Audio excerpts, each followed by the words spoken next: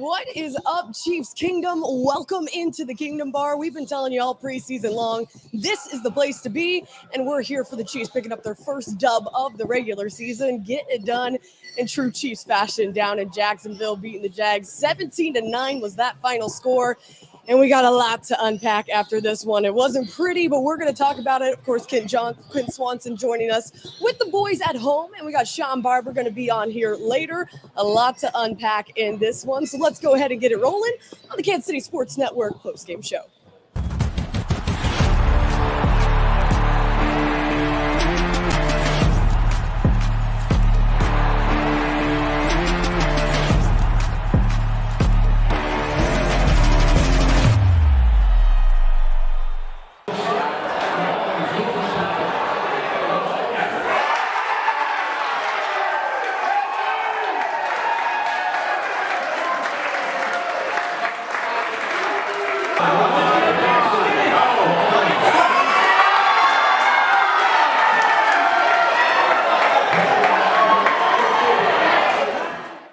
That was a look at the Kingdom Bar during a Chiefs 17-9 victory. It was a lot of fun being out there. Make sure if you are looking for a place to watch the game, come hang out with us. We had a lot of fun hanging out there. We had a lot of fun watching the Kansas City Chiefs get back on the horse, go to Jacksonville, and get a 17-9 win. I don't know if it was a comfortable win, but it was a great win for this team.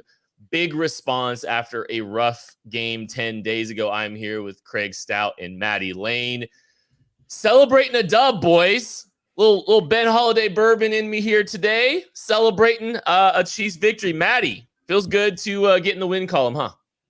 Listen, it's a good day as a Chiefs fan right now. The Chiefs come out, they get a victory. The rest of the some contenders in the AFC taking another loss going on. So it's been a pretty good Sunday here to start for Chiefs fans, and I'm glad it went that way because boy, for the first half of this game, it was looking dicey there for a minute, Craig.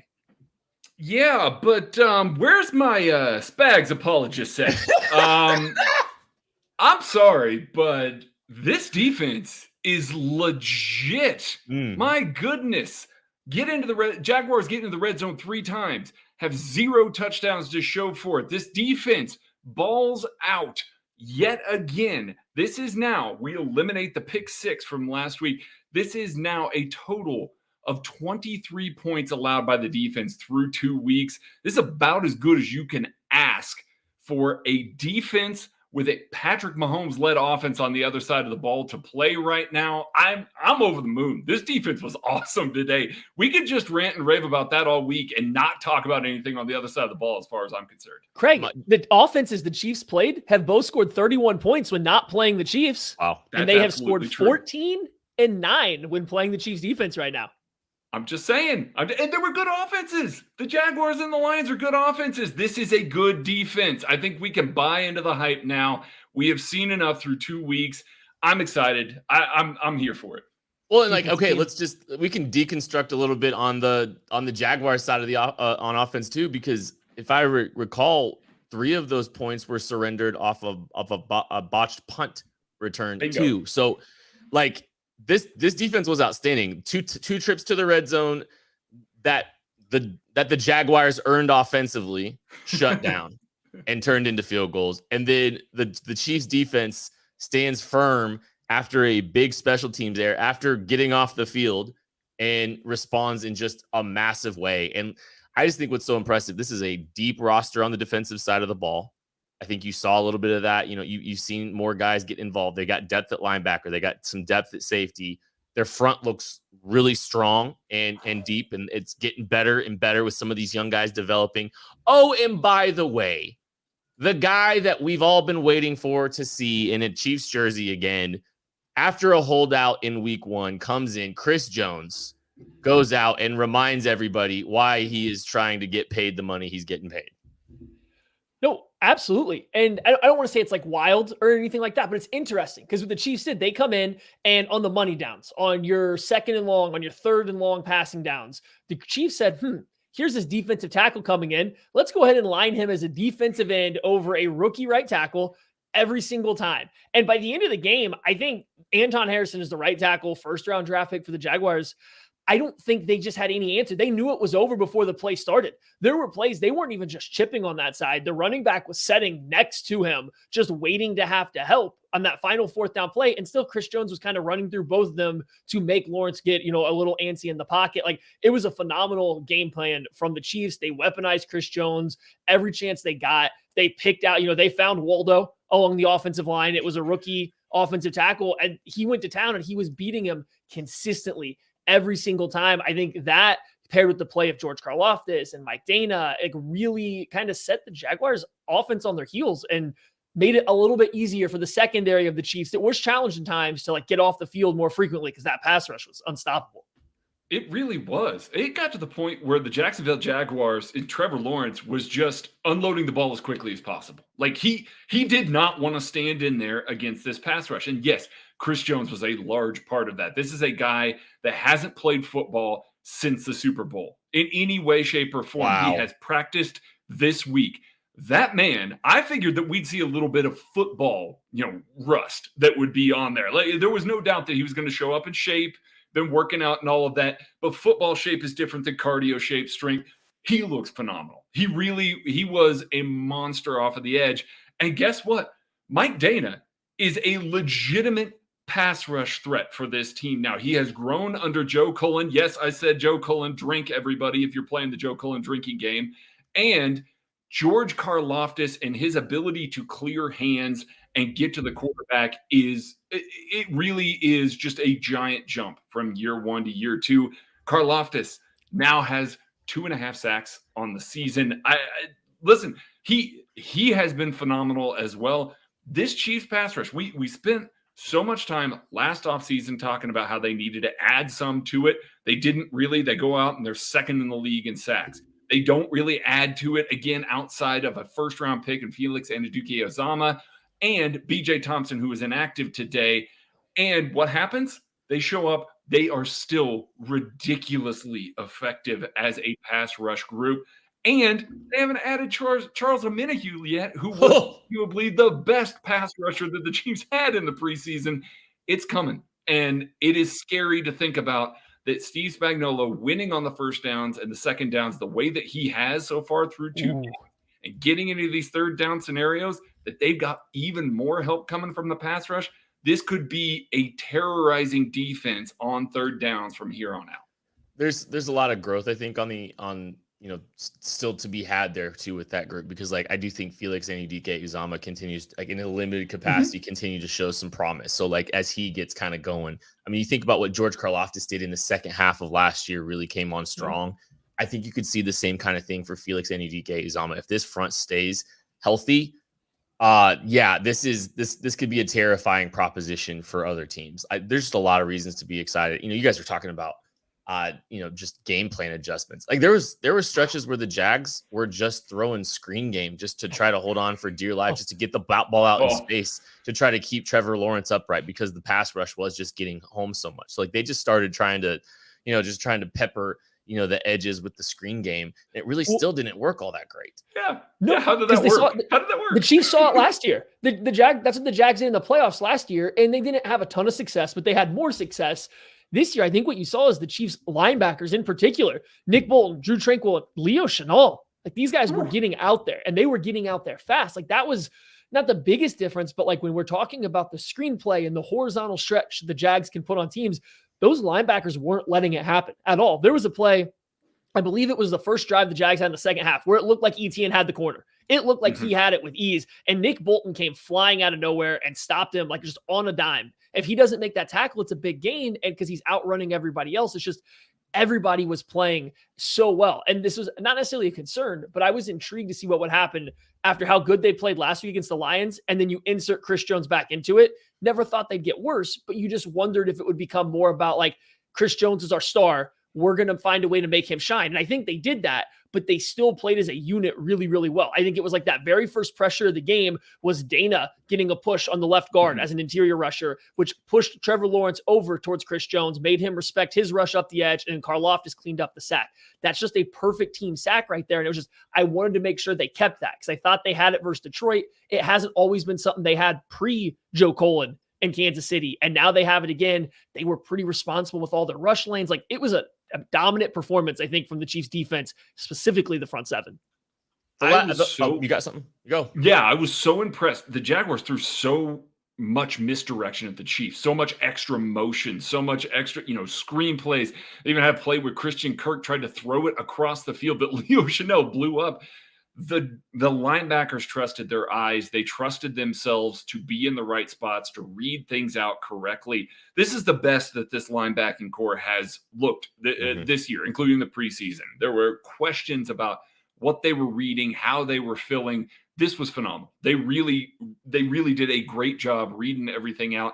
And for a team like the Jaguars that tries to get to the edge, tries to give you so much eye candy so that they can get stuff and get that speed in space, they weren't able to do that against this Chiefs defense at all. So a really impressive job, really, gap sound, scheme sound defense that they played today. I was just thoroughly impressed.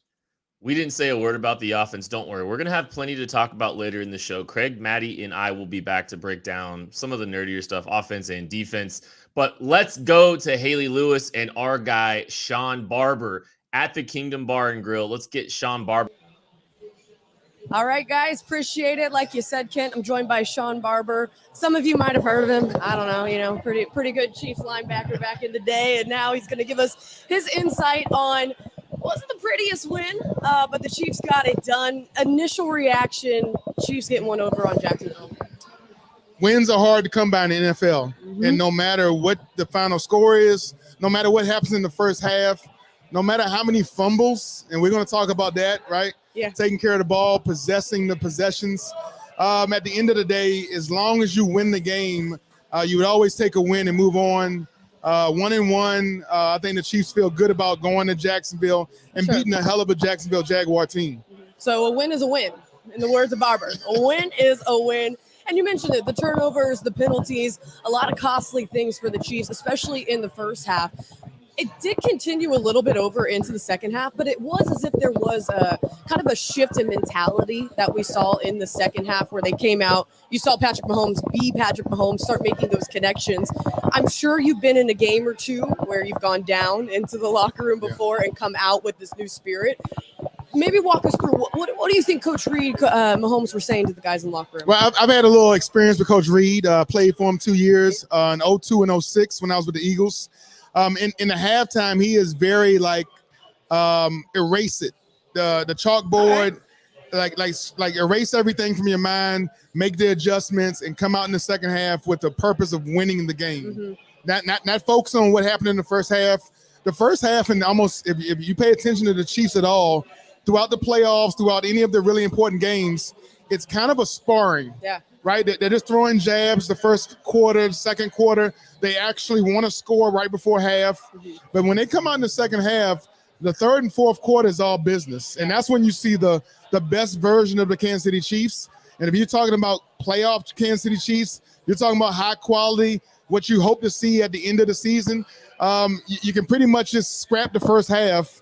That's teaching film. That's for the coaches to have something to learn from.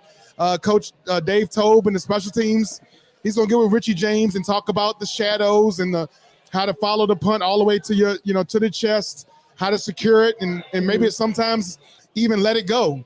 If it's not something you think you can field cleanly, just let the punt go and we'll just take the ball wherever it is.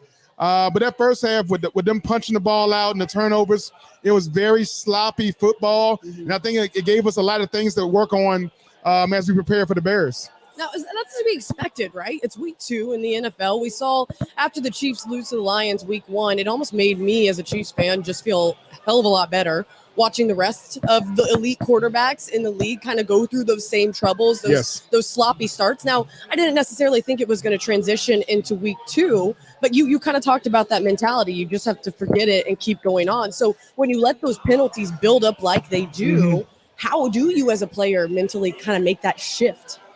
So I think in a week of practice, you always try to find something to get better at each day. And obviously, a lot of the penalties, it happens when it's the alignment, assignment type, execution type things. The false starts, the holdings. That's when a guy on defense, his technique beats your technique. And then you're forced to hold or pull or do something once that defender gets out of your framework. And then the offensive lineman will hold. Oh, I mean, again, and Kelsey is more of the frustration, not being on the field, not being available, and then getting frustrated when teammates fumble the ball and stuff like that. I mean, all that kind of stuff is kind of par for the course, if you want to say. Early in the season, kind of getting that stuff out your system is something we as a competitor, you kind of expect that to happen early in the season. And then once we get to the second half of the season, late in the season, all that alignment assignment, all those careless penalties that kind of end drives, we can kind of count for those things to be behind us. And we should be seeing like high-level football pretty much every series once we get past about week 8. Okay, so we got until week 8 to stop having to watch these games on the edge of your seat. Yes. You know, you mentioned Kelsey being back in the game. He was gone week 1. Another guy who was gone week 1, Chris Jones, now back. You're a defensive-minded kind of guy. Tell me the impact that you saw Chris Jones have on the field today. Oh man, obviously immediate impact. Right. First snaps on the field. Every snap in the first half just accounted for by a double team. By him being double team, it allows other guys to free up. The guys on the back end, I think their coverage was able to tighten up a little bit because you knew pressure was going to get to the quarterback, get to Lawrence a little bit faster than normal. But I mean, he made an impact. He definitely showed up, showed out. Hey, Sack Nation is back up and running again. The CEO is back in the building. So man, Chris Jones is a special athlete, and I think we all know he's one of the top 5 defensive players in the league this year. And the one thing we do hope is that motor he has, that motor just never stops. And I think the way they set up his contract, full of all these incentives, we should get the best version of Chris Jones each and every time he's on the field, every snap. And I think that leads us to be a better defense overall. Hey, we love the results we saw on the field today from the defense. Hopefully those continue into week 3. Sean Barber, of course, joining us on the Kansas City Sports Network post-game show. We're going to go ahead and take a break, but when we return, Ken Swanson, the boys at home, they're going to get us more analytics, breaking this thing down. And don't forget, we got our toast game coming up at the end. Cheers in to our favorite Chiefs player or play, but we'll see you after the break. Thanks for listening to KC Sports Network. Make sure you download our new app. Find it on the App Store or Google Play. Just search KC Sports Network. Everybody hanging out at the KCSN post-game show. Chiefs do win 17-9. So much to unpack with this game. I mean, I want to say this off the top. I think we're going to look back on this win. I hope some people, I know it was ugly, but I think 10 weeks from now, I think we'll appreciate this win. Personally, I think this is a good Jacksonville Jaguars team. I think they're going to be in the hunt for our, everything we're talking about here. I think they're going to win the South comfortably. So 17-9 and holding this team to 9 points was really impressive. And I know we just got done talking about the defense, but let's move to the offense first and talk a little bit about that because we really haven't said anything about it. And we'll finish. I'm sure we'll finish with more defensive takes too. But please, Chiefs. I mean, it was a struggle again. I mean, there's no other way to describe it. This team was slogging through some stuff. They're going through some stuff. They're working through some stuff to try to continue to improve, get better with a very young, unproven group on the offensive side of the ball with, new pieces, the new tackles. I think that showed up a little bit. The new receivers has obviously showed up a little bit. Travis Kelce back into the mix, but, definitely playing a little bit more labored than we've seen in the past. Got a touchdown still. But yeah, I mean, I just, I look at this game. It looked like a group still working to try to figure things out as the season goes on, Maddie. Absolutely. I think there's a huge change from the first half where it seemed like essentially nothing was working. There was a lot of mistakes and they were kind of costing themselves with silly penalties and just mistakes they were making, but it looked very discombobulated. They weren't getting running the ball at all. I think they'd called 2 runs in the entire first half out of 26 plays. And the couple runs they did have weren't that great. And they just looked like they were struggling. Patrick Mahomes wasn't playing with confidence or anything like that. And so they go into halftime, They come out of it, and the offense in the second half wasn't stellar. It wasn't the Chiefs offense we were used to, but you could see that they were starting to figure it out. They kind of found a little bit of a rhythm. They leaned on the running game a little bit more. The quick game came back all of a sudden, and Mahomes seemed like he was trusting some of his reads and some of his instincts a little bit more, relying on his guys to actually catch the football, not getting too caught up if guys maybe weren't in the exact right spot that he thought they'd be in, or they might drop it. And just, it seemed like the offense flowed a lot better in the second half. And I do think part of that too was getting Travis Kelce involved. He clearly was hurt a little bit, right? He was clearly banged up. This wasn't the best Travis Kelce you're going to get, but there was a couple plays that they went to him right away and he was open on time. There was a couple plays that started to break down. And where did Mahomes look? He looked right for Travis Kelce, who was giving him a good window to throw. And I think that built some confidence. Mahomes kind of started to feel like, okay, I have my outlet that I need when things go awry. I no longer have to create everything myself. And that settled him down. I think that allowed everybody else to kind of thrive. Absolutely, it did. And Travis Kelce's touchdown was exactly what this team was missing last week against the Detroit Lions. Maddie pointed it out on Twitter, but I mean, it is so evident immediately. He's flowing with the traffic. Patrick Mahomes is booting out of the pocket, avoiding some pressure. He's looking right there. Travis Kelce sees that the defense is flowing with him, checks back over his shoulder, and immediately pivots, finds the gap in the defense. Patrick Mahomes trusts him to be there, throws back across his body, not a risk of anybody stepping in front of that. That's exactly what this team needs. That's what this zone beating offense looks like. It is some of these second reaction plays, and it was just sorely missed. It was nice to see this week. Sky Moore had a pretty good week as well. I mean, looked really good on an RPO glance early and then got vertical and made a big catch there at the end of the game. But I look at this offense and I go, this was very out of sync. And there is so much room for improvement here. I don't think that anybody here is sitting here saying, okay, this is what the Chiefs offense is going to look like all season. They're too good. Patrick Mahomes, Travis Kelce, Andy Reid, all these weapons, even if they are young and they've got a lot of growing to do, are too good to put up 17 points. You know, they just are. But you look back at the stats for this game, you look at some of this stuff, that's about the quietest 305-yard game that Patrick Mahomes could have had. Like, it shocked me. When Kent jumped on and he said, yeah, you know, we're going to be talking about the offense a little bit. Patrick threw for 305. I did a double take. I just wasn't tracking that throughout the game. It didn't seem like that with the way that the offense was moving the ball. They just need to take care of it. That's really the long and the short of it. Him throwing an essentially an arm punt, you know, there early on in the game. Justin Watson putting the ball on the ground. Yeah, Richie James on that punt return. You just can't do stuff like that. You can't. It's a miracle that the defense played as well as they did to basically come out of this with the offense and special teams dropping 3 turnovers on the ground for the Jacksonville Jaguars. They just have to be so much better. Yeah, there were some unsettled moments there early too. Like I definitely, and I just watching some of the decision making from Mahomes, I think it was a little bit more erratic in the first half than it was in the second half. I think he finally settled down a little bit more too. Some of the decision, like you talked about, you know, the arm punt, and like it just felt like, you know, there's still developing trust and chemistry, you know, and I think I'm trying to, like, I'm processing it myself as I go through it, but like chemistry with Sky Moore and Rashee Rice and some of those guys, you want to continue to see them build towards that. And maybe we're taking a little bit for granted the instant chemistry he seemed to have with Juju Smith-Schuster last year. And I know we are. Just having healthy Travis Kelce and the chemistry of Juju Smith-Schuster, like I think that's become pretty apparent to me in this early going. Not that there's not time. I have another point about that, but Tucker D. Franklin has a point, and the D stands for cut in. Yes, it does. Look at that. We got a Tucker Cam now. Cam's back. Let's go. The Tucker Cam is back. I love it. Got a couple of updates. This is from Charles Goldman, our friend Charles Goldman. He tweets, Chiefs injuries, wide receiver Kadarius Toney has a foot issue, but Andy Reid said he played the majority of the snaps and should be fine. Justin Watson was dehydrated and got an IV late. Was hot there. It was hot in Jacksonville, and he was going to come in back after his IV. Another quote that I thought was interesting from Andy Reid. This is from Adam Teicher. Andy Reid said he expected a lot from Chris Jones today, but, quote, maybe not to that level. Yeah, he was all decent. of us.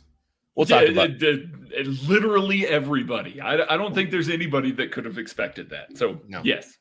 I'm not done with the offense. I'm sorry. I know you're not. That's That's fine. why I tried. I not got to more go into too. You were good. questions. No, all right. So I've pointed this out a couple times, I think, in the last couple weeks, and it rings truer to me than it did a week ago. I think about last year, and we came in with this expectation of just patience, and we know, like, this team is in a little bit of shift, and they're losing Tyreek Hill, and they're going young on defense, and we don't know what that means, if that's going to be, anything, we don't know what it's going to look like and all that stuff.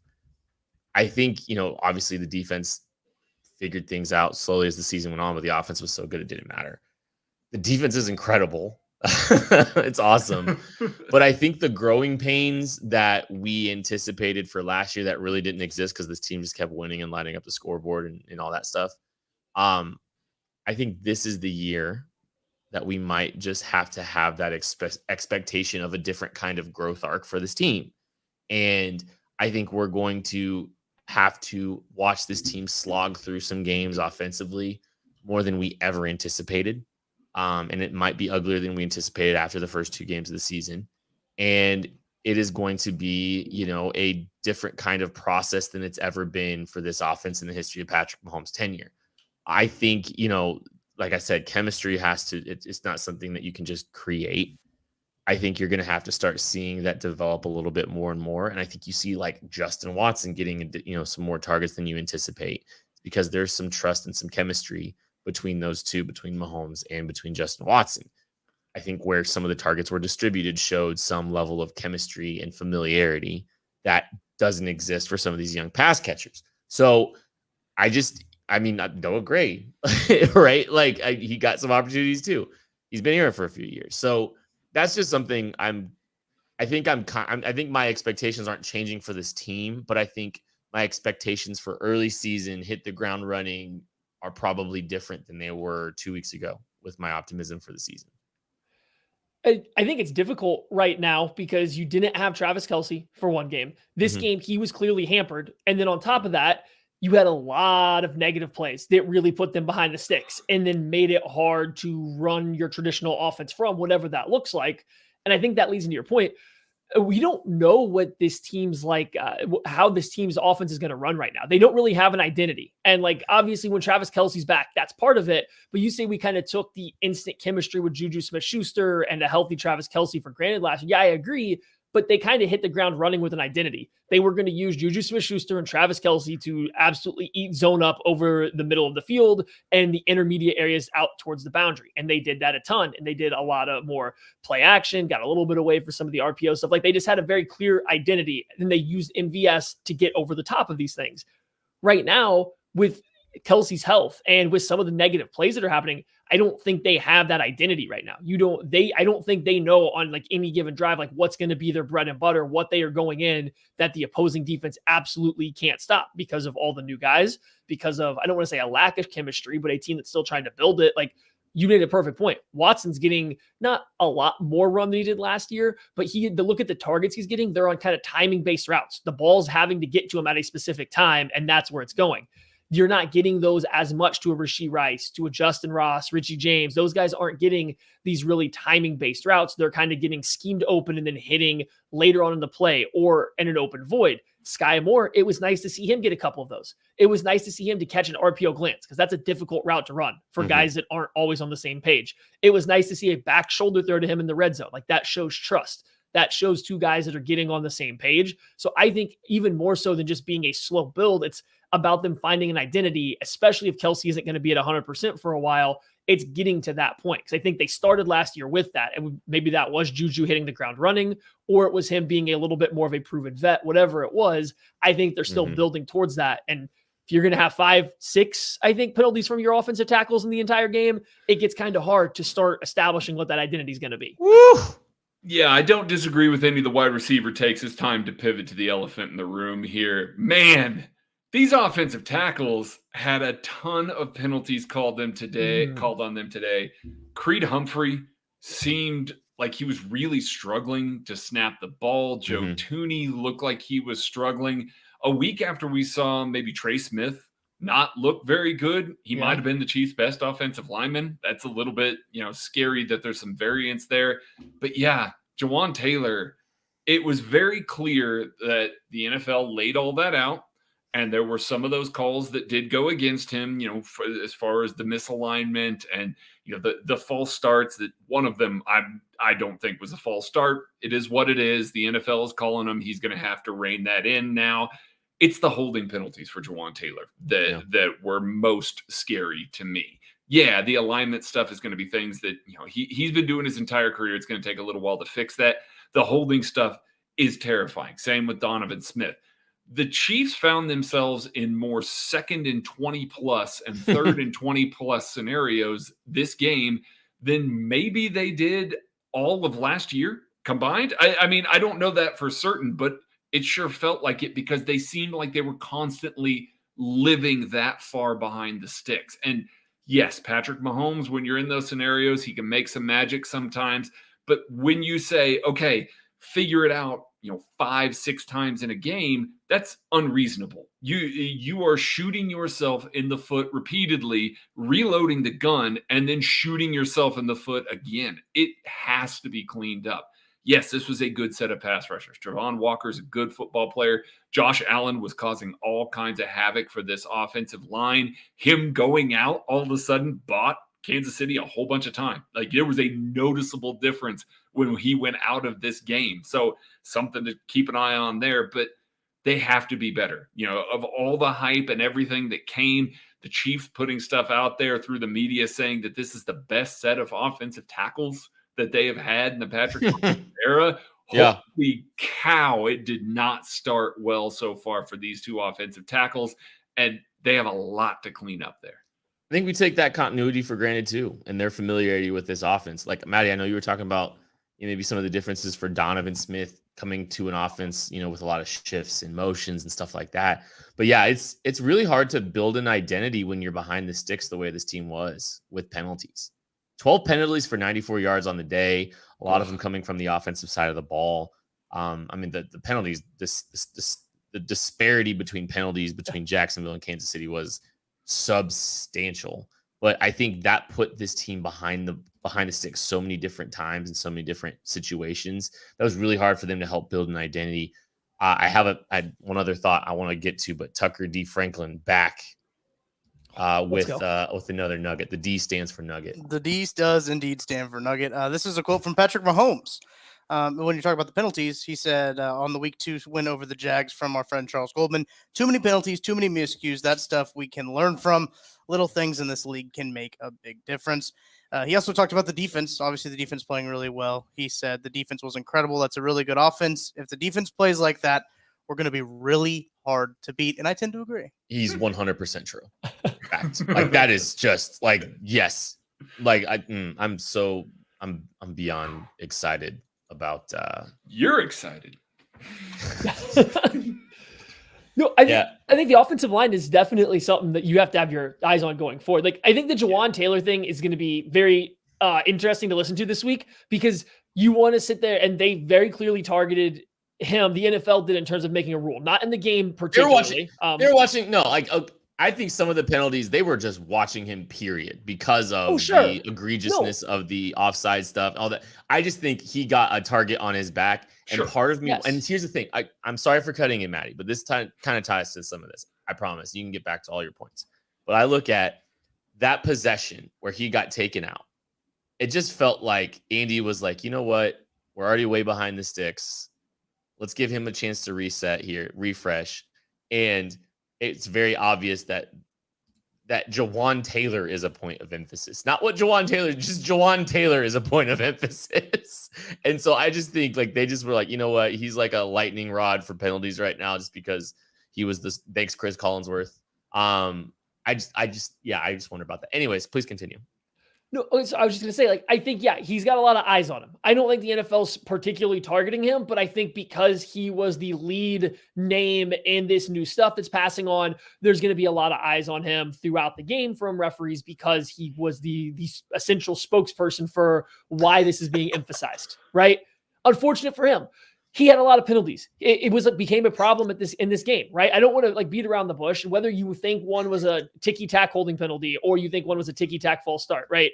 He had a lot of penalties and it was a problem, but removing the penalties from it, which is a hard thing to do, he was great. Once again, like on plays where there isn't, this false start penalty or something like that, Juwan Taylor's doing an exceptional job on an island a lot of times versus quality pass rushers. Well, and that's my issue. I'll jump in too. Like even in the run game, like that 3rd and short, like he fired off the ball and made a difficult reach to kind of make that. But he tipped that play because of his alignment, because he tipped it because he aligned. My bigger concern with the offensive tackles, I think the procedural penalties get fixed out. I think you have less eyes on Juwan Taylor as the year goes on. I don't actually have concerns over Juwan Taylor. Donovan Smith looks a lot like Donovan Smith did last year in Tampa Bay to me. That still looks like a lot of the same guy. He seems to get a fair amount of help from the Chiefs, and there's a lot of grabbing going on. I know he only got called for 1 holding penalty in this game, but there was a couple plays that had to get rushed, and it sent Mahomes on the move because I think Donovan Smith was having a little bit more difficulty staying in front of his guy than maybe Taylor would on the opposite side. Not that he won't get better as the year gets on. He won't get used to working with Joe Thuney more and more and be good. It's just, I do think that the preseason got all of our hopes up a little higher. And I think Donovan Smith is still somewhere in between kind of what we're hoping he can be at the end of the year and how he played last year. And I think that's a concern. I mean, like that's kind of my bigger concern right now as a left tackle, that when he loses kind of bad. And they seem to be losses on plays where the Chiefs are picking up chunk plays or have the opportunity to pick up chunk plays.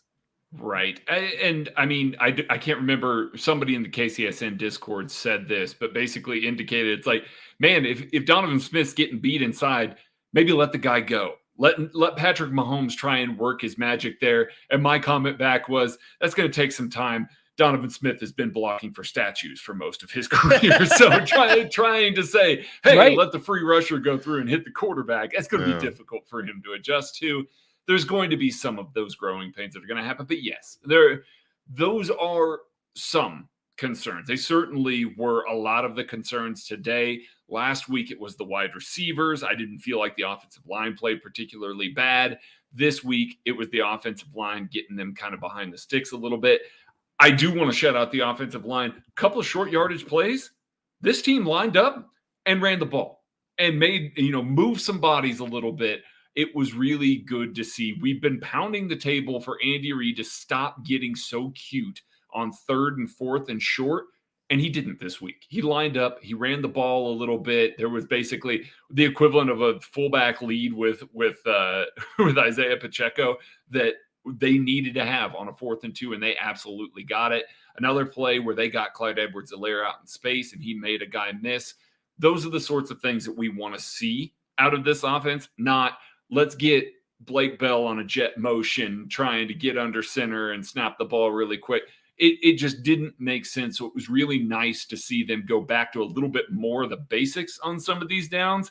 And just, if they fail on those sorts of things, people are going to be mad about the fact that they failed, that they didn't get the push that they needed. But at the very least, they're not sitting there, losing 5 yards because they're trying to do something silly, behind the line of scrimmage.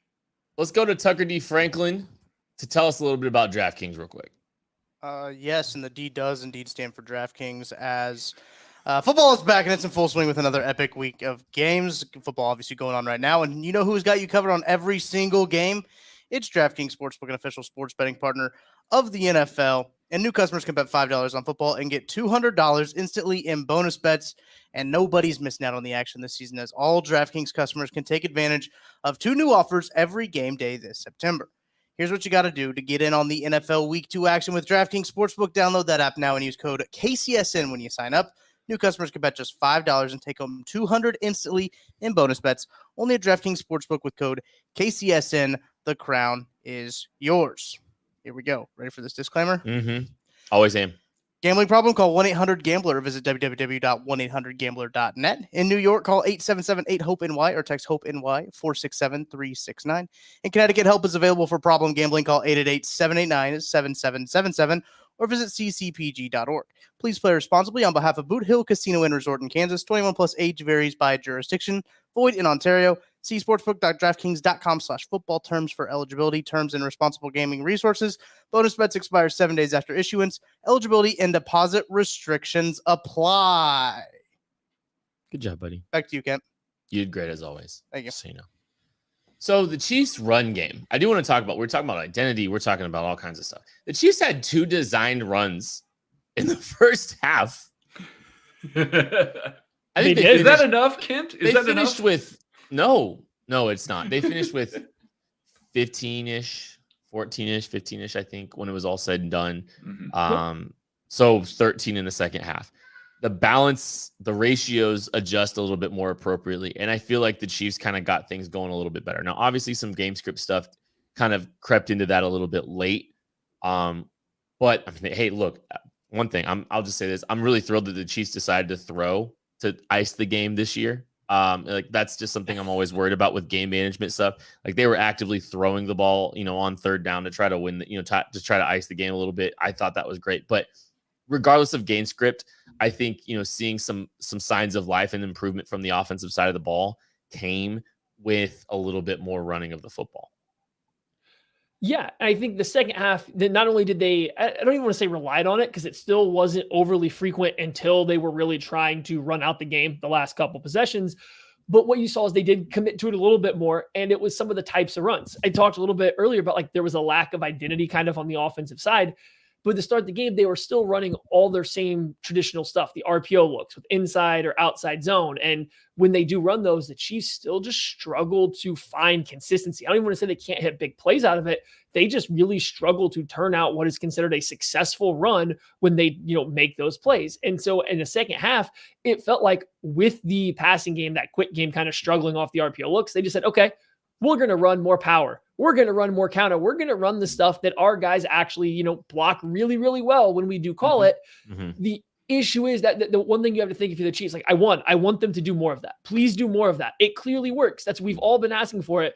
The thing I do wonder though, is if you start to use that as your main run, do teams start preparing for it more? Yeah. Like that's the one thing I know. Are they catching teams a little bit off guard with their getting the proper run angles, getting good, bad fits for a backside pull and guard because they don't see it a ton from the Chiefs. When you only see it 2 times a game, how much time are you actually repping that in practice? So if the Chiefs start doing it more often, what does the run game look like? But make the teams fix that. Make defenses adjust to that first, please. Doesn't it feel like that's always been the case though?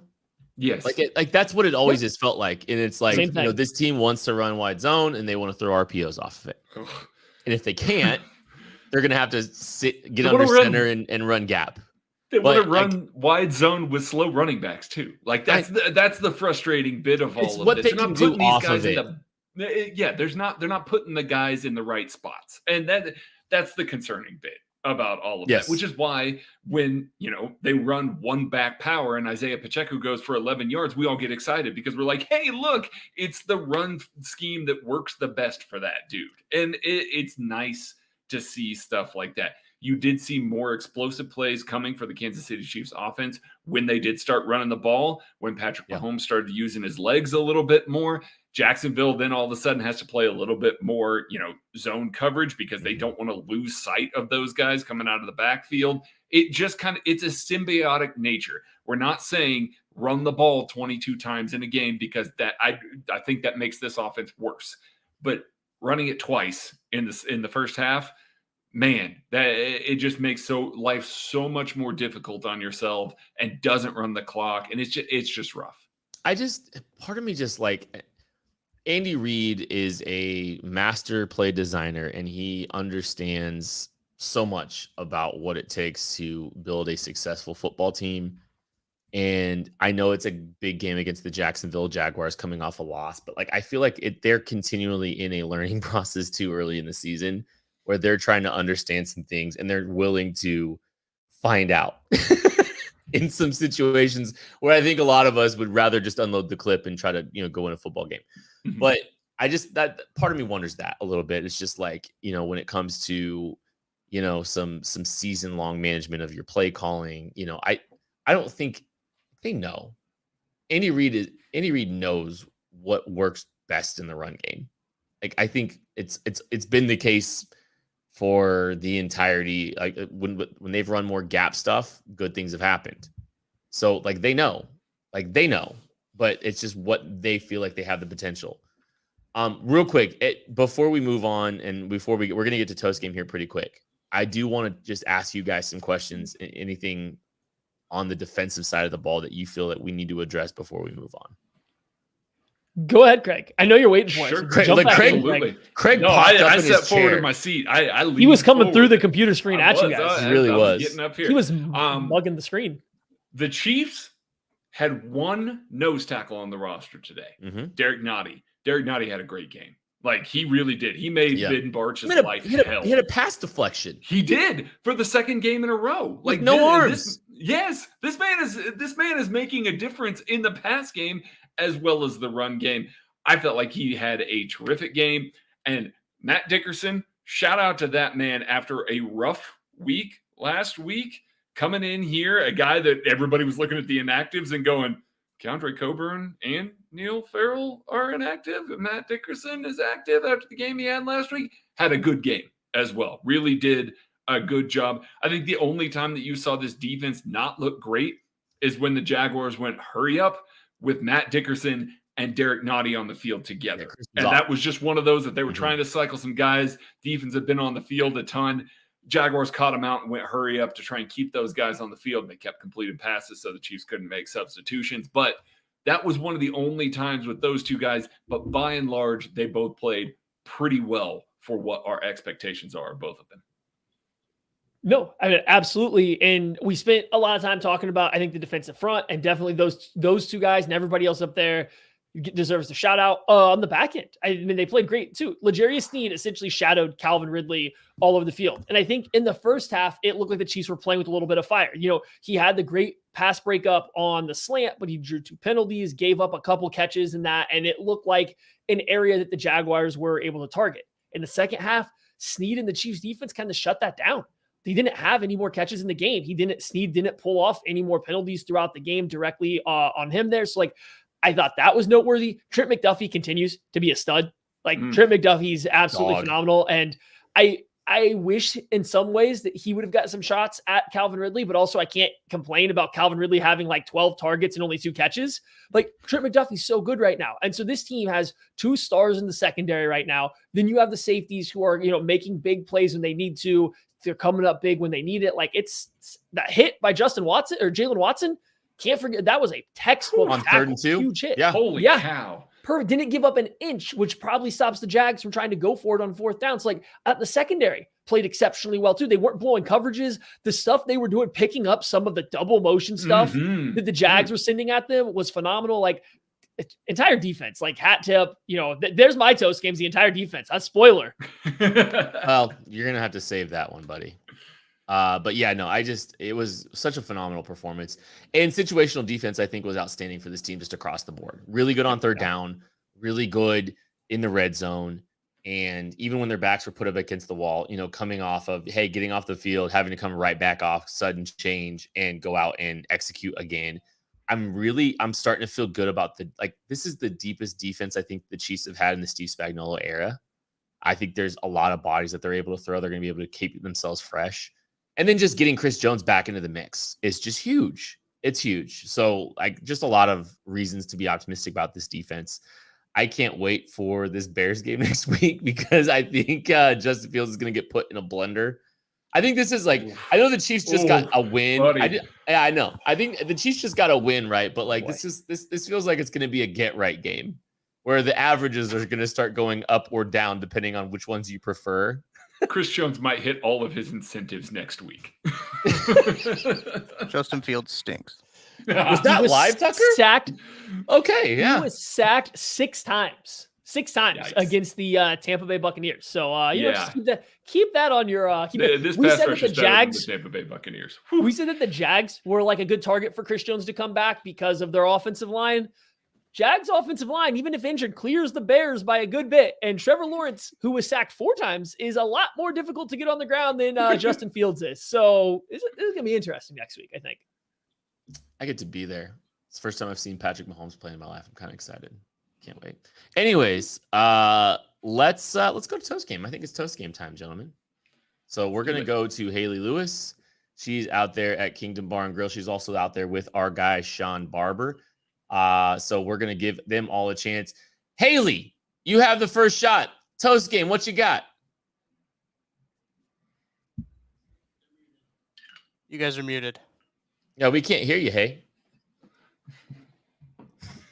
Well, Phil, come on, Kent. Fill in. 1 2 1 2. We're good There now. we we go. go. There You we got it? go. You got guys it? now. Yeah, we're good now. Yeah, Okay, you're okay, back. we're good now. We're good now. Anyways, before we get to Toast Game, I just want to say real quick, this is the Kingdom Bar. This is where you want to be all season long, watching all of the Chiefs games. Also, Sean, Correct. you got to tell us about what's going on this year. You're joining Kansas City Sports Network with podcasts of your own. What's that going to look like? Man, uploaded every Thursday. I'm going to go one-on-one with one of my former teammates. It's called The Process, featuring Sean Barber, former NFL linebacker of the Kansas City Chiefs. Yeah, that's Man, you. We've had Dante Hall. We've had Kevin Lockett, Billy Baber. And upcoming, we got Christian Okoye, Chase Kaufman. Who else is coming? Those are big Jason hitters. Dunn. Yeah. Jason Dunn, man. I mean, we're gonna just continue to lace y'all with some inspect and some prospects, some perspective behind the scenes of what goes into all of these decisions that made each week to make the Chiefs who they are and what they are, and make this dynasty is what it is. I love it. I love it. I know you can't hear the guys in your ear right now, but they're all going, ooh, ooh, every name you say. So we're excited for it. Of course, you guys got to tune into that. But now let's get on to our toasts. I will have to raise a toast. I heard Maddie talking about it earlier. This is to the secondary. I got to go off for Trent McDuffie, L'Jarius Sneed. Also seeing huge plays by Jalen Watson. Happy birthday, my man. Y'all showed up. The young secondary talent. It's going to continue to shine. So a cheers to the young secondary. Let's clink those glasses. I there like we go. that. All right, you take it away, Sean. Who is your cheers to? Hey, my cheers goes to one and only, man. Hey, the defense defense wins championships. And a championship effort I saw today was the Greek Freak. Man, my man George Kalafdis did what he did. 1.5 sacks today. Hey, he went on the road and took care of business. And that's what we do on the defense side of the ball, keeping the other team out of the end zone. We held them to field goals. Our defense stiffened up when we got into the red zone and did what they had to do to get off the field and hold them to field goal attempts. So, hey, here it goes. The cheers. Good old Georgie K. My man George, Love the it. Greek Freak, Karlaftis. All right, boys at home in Kent, who are you cheersing to today? Maddie Lane in North Carolina, what you got? Oh man. Okay. I my secondary was taken by Hayley there. So now I got to scramble here. No. Okay. We're giving a cheers out to the 3-3-5 defense. The Chiefs threw out the 3-3-5 all over the Jags in the first half, and the Jaguars had absolutely no answer for it on second and long. Shout out Steve Spagnuolo. This is one of my favorite defenses in college right now, and he is bringing it to the NFL, and it was working fantastic. Cheers to the 3-3-5. Another cheers. Bags in his bag, man. All right, Craig, what you got? Mine is just Steve Spagnuolo. We're keeping it all on the defense right here. Steve Don't Spagnuolo, ruin this, Kent. 0 touchdowns allowed on every red zone trip. 3 points allowed on 3 turnovers. 1.6 yards per play allowed on third downs. That's it. Exactly how you win football games right there. Those are the key ones. When there are turnovers, you stop the scoring. When they're in the red zone, you stop the scoring and you get off the field on third down. Steve Spagnuolo is coaching a hell of a start of the season. This defense looks great. Cheers. All right, so Steve Spagnuolo. Coach Spags. So should I go Hard full lies heel? there. Should I go Don't full heel ruin and it, go Kent. offensive side of the ball? Don't ruin this. All right, so my backup was Sky Moore. I think a great bounce back for him. Yeah. Good job on a No, back good shoulder game. throw. We don't see a back shoulder throw very much from Patrick Mahomes, and now Sky Moore's getting them. But not so fast, my friend. Let's go Leo Chenal. I'm glad nobody picked him up. I think he's continued to put great tape out 2 weeks in a row. I thought he was outstanding again today. It seems like his role might be increasing a little bit more and more as we go on. I want to see the snap cats on that. But it did feel like they were starting to use him a little bit differently as the season goes on. And he's earned it. I think he's been the best linebacker on this team for 2 weeks. Shout out Leo Chenal. Outstanding performance from him. Cheers to Leo Chenal. Nice job. That's my guy, man. Hey, look, shout out Brett Veach real quick, too, because, hey, look, we love what they did last year in that draft. And Leo Chenal kind of had the more quiet season in his rookie year, but look what he's done so far. It's just, hey, there's more dividends to be paid from the 2022 draft class. We're gonna have plenty. Tucker, do you have someone you want to cheers? Yeah, I got somebody I want to cheers. All right. I would like to cheers to the Los Angeles Chargers and the Cincinnati Bengals for dropping games again this week. Cheers to those guys. Joe Burrow in midseason form. 0-2, baby. Love to 0-2. see those guys struggle, praying on the downfall. Cheers. And good health. To good health. And also Good to health. good health. They had good health. Yeah, that was great. It was a lot of fun. Hey, look, Chiefs win. They're 1-1, back on track. A great 8-point win over the Jacksonville Jaguars. Defensive domination. Great to see. We can't wait to see how they build off of that as they continue their pursuit of defending the Super Bowl. That is going to do it for the KC Laboratory. Thank you. Or that is going to do it for the KCSN postgame show. And the lab guys. But yeah, it's just it's instinct, right? It's instinct. But thank you guys all so much for hanging out with us. We appreciate you, and we will see you next week. All right.